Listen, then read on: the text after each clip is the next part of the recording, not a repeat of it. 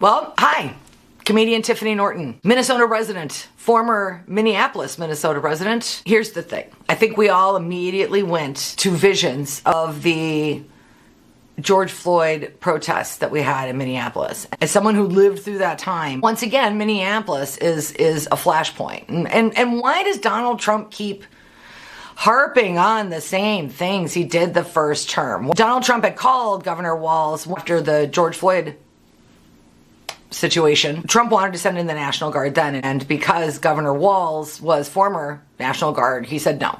No. We are not. At this point, the tensions are too high in the neighborhood.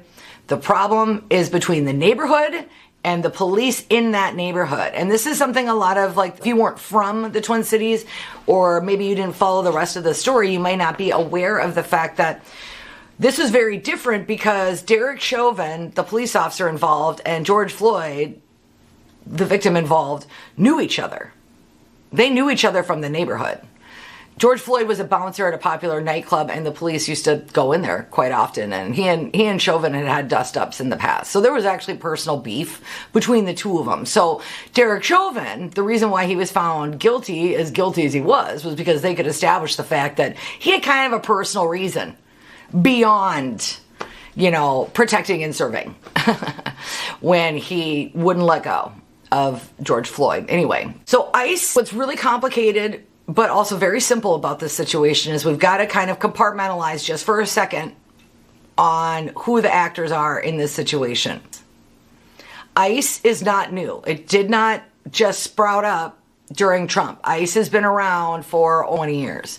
Traditionally speaking, ICE has a much lower rate of any kind of an assault or going down in the line of duty situation. It's infinitely safer to be ICE than to be a regular police officer because they don't have to patrol the same neighborhoods. There's no real consequences to their actions, right?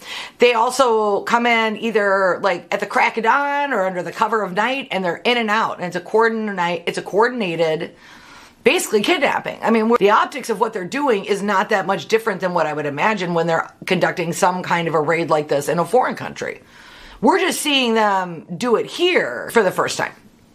This is military stuff. You go in, you don't want to wake the neighbors up, as they even said in the movie Black Hawk Down, like, uh-oh, the neighbors are up. Like, they don't like that because the fact of the matter is there are more people than, law enforcement agents. And it bears repeating, Kristi Noem, former whatever of South Dakota, she's a mom who used to, at least 5 years ago, look like a lady who was the day manager at a bank, but now she's in charge and has no background in law enforcement or serving in the military or anything like that. And so even though I never served in the military and I never actually became a police officer, because I have a bachelor's degree in criminal justice, I am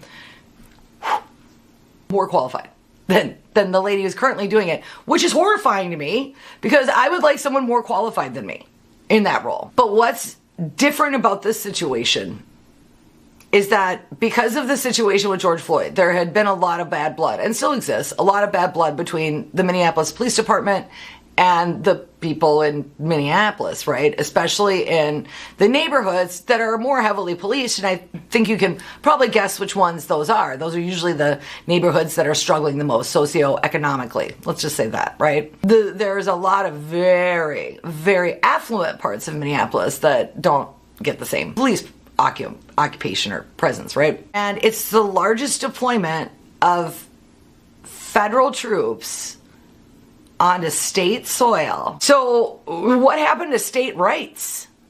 I thought this was all about states' rights and the states gets to choose and then you get to do what you want because we want less government, we're libertarians, and we can all just make our own decisions. Oh no, okay, no, that's not it. Okay, so it's not about state rights. The federal agency, Homeland Security, who's managing ICE, they just told the police in Minneapolis, like, we're sending these people and you don't have a choice. Oh, and we're not going to communicate with you. We're not going to communicate with you. We're not going to tell you what we're doing. The federal government is telling our local police department, you don't get to know what we're up to. Why? Well, I think it should be obvious, but let me just power down. None of these people are trained in law enforcement. They don't want to have to make cases. They just want to make arrests. That's it. That's it. They want numbers, baby. Numbers, numbers, numbers. Because the private prison contracts don't satisfy themselves. Now that's a quick leap, but let me just make that that connection really quick. Part of the reason why they keep trying to round everybody up and bring them all into jails and get them all in the system is because in certain states, there are private prison organizations that have contracts with the state, but the state has to fulfill their end of the bargain by providing them enough bodies, which means they have to arrest a certain number of people. Well, what happens? What if we all just woke up one day and decided not to do crime? Could happen. What if we were all just like, maybe there was just this one Sunday and everybody was like in a good mood and everybody just got laid and everybody like smoked a J and was sleeping in and there was a good binge watch on Netflix and everybody just got up and forgot to do any crime.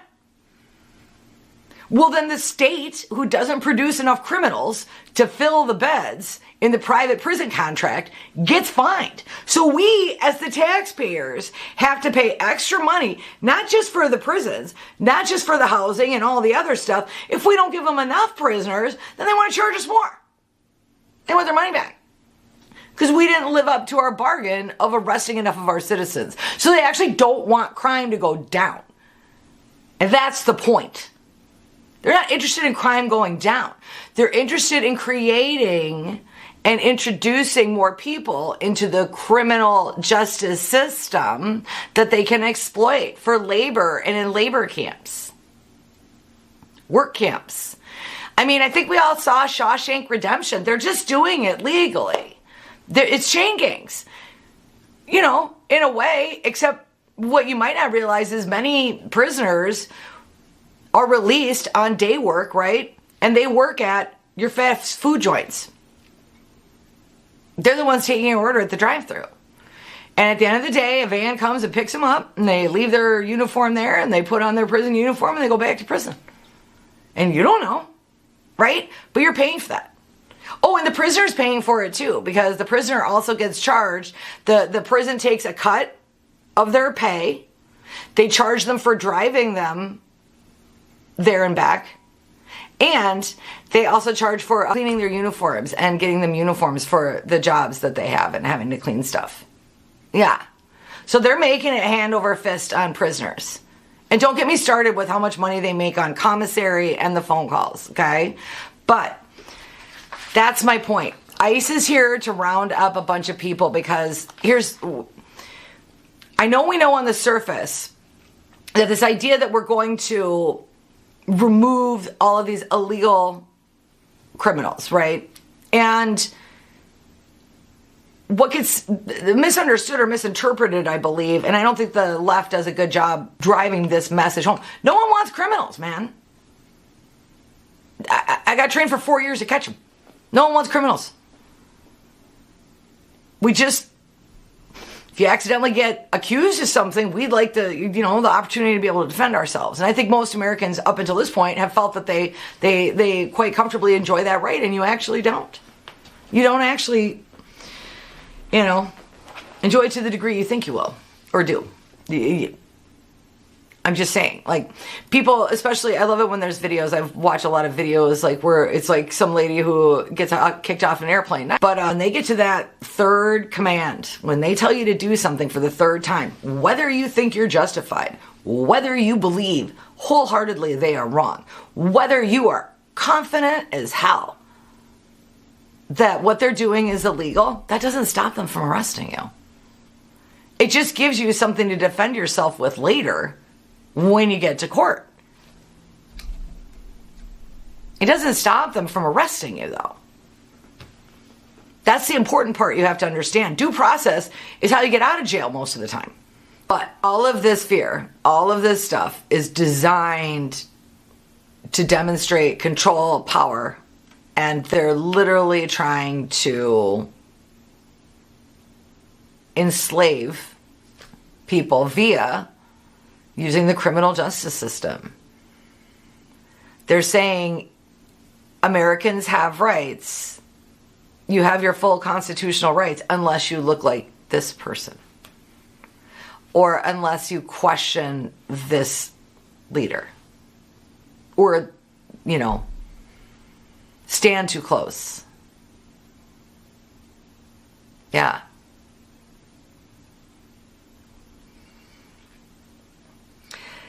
The thing about highly skilled manipulators, they think about your fears. What are you scared of the most? That's what they want to know. Because that's the narrative they're going to keep bringing up.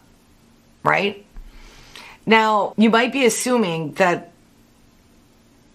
this applies just to liberals, like he's just doing. No, this applies to his own base. He studies his base's weaknesses and what they're afraid of.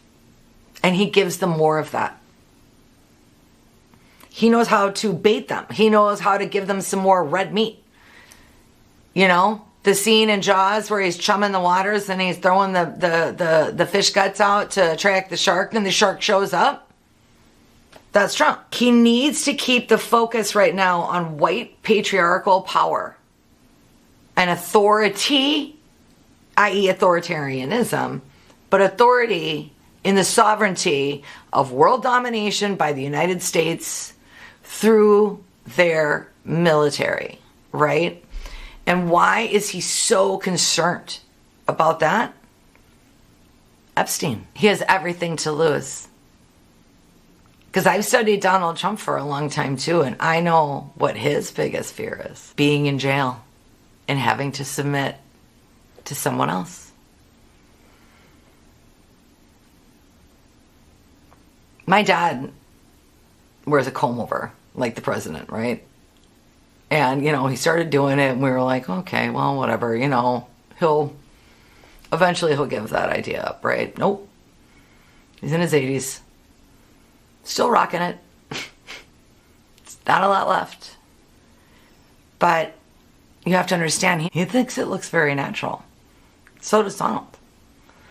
This is how disconnected they are from their own true self-image. But if he is anything like my father, a man who's completely obsessed with his hair, one of his biggest fears is probably being shown without his hair done. He needs to keep the narrative on male virility. I mean, paging Dr. Freud, right? Let's get... But also a lot of what he does makes sense if you take it into the consideration of like Bowen's family theory about family dynamics. Donald Trump's older brother was the golden boy and he was the heir. Donald was the spare, right? But if there's a lot of sibling rivalry, or there was between the two of them, because I believe that there was. Because when the brother dies, like, you can't compete against a ghost. And he's also admitted, too, that when he was a child, he was, really poorly behaved. And that's why they sent him to a military academy. Did you know he went to a military academy? Yeah. So he's not as unaware or unfamiliar with the military or how any of this stuff works as he may lead on. No, he didn't serve. But it's also very telling about, I think it makes a little more sense if you think about he was poorly behaved, he wouldn't pay attention in school, he needed more discipline. And back in those days, those military schools, if your parents dropped you off and you were a boy and they said, give this kid some discipline, your kid got it, I'm sure. And I'm sure it probably wasn't fun for him at all, especially if he had a attention deficit or something, who knows. He seems like he's got a little touch of something. He called people that served in the military suckers and losers and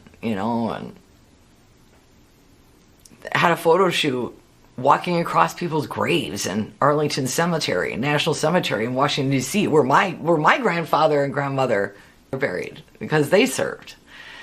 But I think he's in competition with that too. I think he probably was in military school and there were all these alpha boy males around him and he just wasn't the best. And so that's why he's had to invent this whole thing out of insecurity. I mean, obviously he got the message from his dad and from his older brother that To exist in the family and to have value and worth, you have to be the best, right?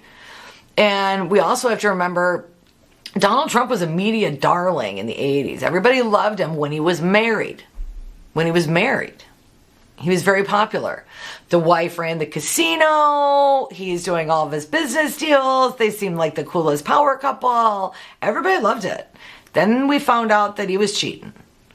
And then the media, because tabloid media is, a lot of women are in it, right? And that was one of the areas of journalism, especially at that time, where women, ran a lot of the narrative, right? Especially celebrity gossip and all that kind of stuff. And they all turned on him, and he was pissed. And after the divorce, and then in 1987, with the stock market crash, all the junk bond market blew up, and that was the majority of his financing for his casinos. And he lost everything. He was negative almost $1 billion when you add up all the loans from all of his businesses and stuff, right? And the media dined on that. So this whole thing has just been him trying to get back at everyone that made fun of him. And his thing about Minnesota is because we're liberal, we're blue for the most part, but he has always wanted to win Minnesota and he doesn't. With a narcissist, it's like you can get an A-. Give a narcissist an A-, and they're like more mad than if you got a D-. Do you know what I'm saying? It has to be all or it's nothing. It was inevitable. It's a horrible tragedy, but the reason why they keep agitating people over and over again is to get a spark, to try to provoke an action where they can come in and really take it over, okay? And they tried it in Chicago, and Chicago was like, no. But Minnesota is ripe. We're smaller. We're, for the most part, pretty passive. We have some of the lowest crime rates in the country. We have the highest education rates in the country, some of the highest salaries in the country. So the people that live in Minneapolis and St. Paul, no offense, but they've got a lot to lose to go run out and support, right? Not saying everybody doesn't have a lot to lose, but they're banking on the fact that upstanding members of society won't. They're banking on us being peaceful. And so, because they know this about us, they know they have to provoke us to get mad enough for us to give them the footage and the justification that they want. Because I think they realize now, from a military standpoint, 2,000 ICE agents ain't enough. No way. No. And if they call in the National Guard, okay, but a lot of those boys and girls are going to be from around here, and I don't know. We got to keep our heads about us, though. Because Trump wants an excuse. And since none of these men are trained in the Fourth Amendment, due process, custodial rights, I don't want them touching me. I don't want them arresting me. I'm mouthy.